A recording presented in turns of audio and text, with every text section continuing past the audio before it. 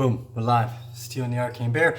And today we want to drop back into the Turkish lira as we see some complaints coming out from some of the local Turkish peoples, basically fighting against the fact that the US dollar liquidity is what's causing problems for their fiat lira. And although I would like to give them the thumbs up and say that the United States dollar is just as trash as the lira, because it is, the common misconception here is what most countries and most people don't yet understand is that the dollar themselves by any central bank or government is fiat printed money.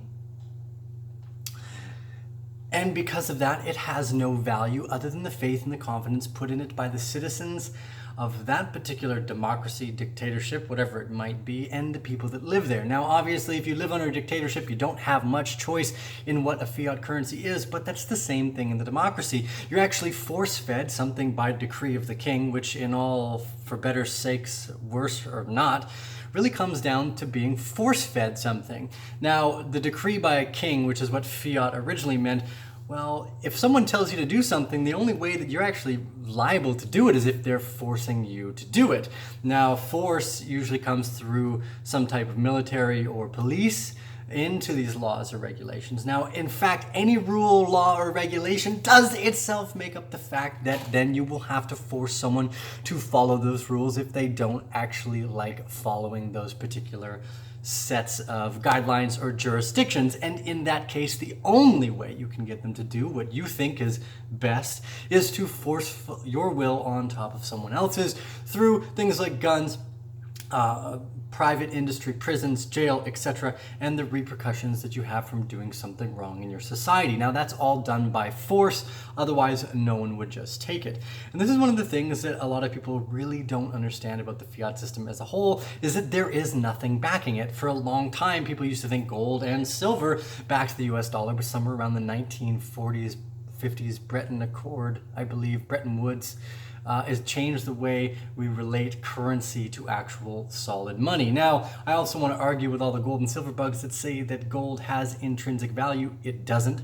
Water in a particular case may have more intrinsic value than gold in your situation, and that's all dependent upon your perception. And that's exactly what fiat money is. It has no value whatsoever other than the perception that you are given by your faith and confidence in these failing governments and fiat monetary control systems that you believe that it's going to work and that other people will accept it. Now, the downside here is countries like Venezuela, Greece, Turkey, they are getting hit and dinged first. Now, the reason for that being is the United States dollar has actually ended up somehow miraculously as the US dollar has ended up the reserve currency for the entire world. Now, how that happened, I guess, is a series of unfortunate events, but we're following the guideline of the same premise, is that these monies have no backing, so they're not money, they're currency at best, pieces of worthless paper.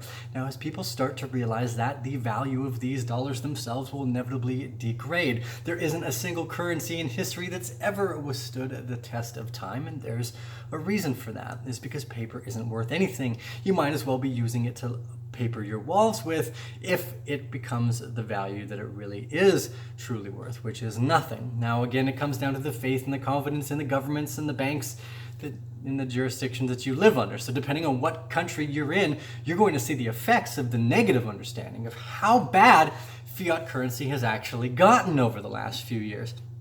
If you're to look at the over $75 quadrillion in derivative debt, the $21 trillion in debt from the United States government alone, many countries running their GDP or their debt to GDP ratio well over the 100%, these are stark, devastating realities for the people that are doing the mathematics and understand what the end of this story looks like. Now, this is one of the reasons why we invested in Bitcoin so many years ago, because what is going to solve that problem? People still inevitably seem to come to the conclusion that they trust their banks and governments, and there's no reason for it. There is nothing in the past or the history that says you should give your trust to these banks and governments, because all they have ever done is fuck us. Now, I know YouTube's probably not going to like the way I swear in this particular concept, but this is something that drives deep and close to home, and the only way people will really start to recognize the true value of what Bitcoin is, a censorship resistant, meaning the governments can't control it, they cannot stop it, they cannot forcefully make you do or do not with it. Although I guess that comes down to what government you live in, because yes, they can still do that type of thing. If someone puts a gun to your head, you may be a little less likely to do what you were going to do. And this is one of the problems with forceful control of rule and regulation. It always ends with someone being put in an uncomfortable position through force, and that's what government really relies on. So the fact that fiat money also relies on that force is terrifying to me. And it's, again, one of the deep reasons why I invested in Bitcoin and blockchain in the first place, because I don't have that terrified feeling when it comes to the fact that I'm trusting mathematics and algorithms to do the right job instead of people, which have inevitably failed over and over again with corruption and their ability to be bought out or lobbied for, etc. Big interest, corporate governments, whatever Rothschild's Illuminati name you want to throw on it, it doesn't really matter. Human instinct is to follow that line, because government and force is just that. If you want someone to do something that they don't want to do, yet that's your law, you're going to need a gun or a big stick or a baton or a way to throw them in jail, because that's the only way they will listen.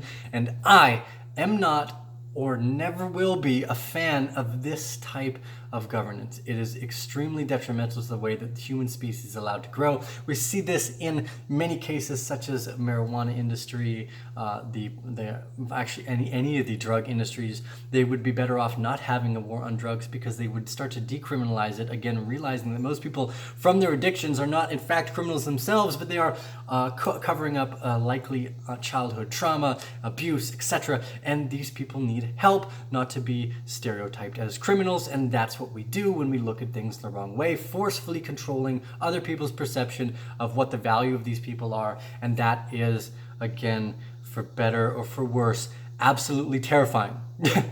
Anyways, leave your comments down below. The Turkish lira is having more bad days, and it's coming to $1 near you. So don't think that you are not out of the wind yet, because the United States dollar will inevitably come to the same conclusion, and it will crash. And when it does, if you are not situated, prepared properly, you will feel the effects of a downtrodden system like you never have before. This will likely be one of the greatest depressions that we have ever seen in history, and it will be a remarkable experience to become a part of, because I believe the community will drive further ahead than they ever have before, really learning to support each other, because there will be no other choice. The people that stand to the left and right of you in your community will likely be your survival, and until we realize that, the importance of one another in each other's lives, I do believe we have a long, hard, bumpy road ahead of us. But anyways, if you're new to the channel, give us those thumbs up.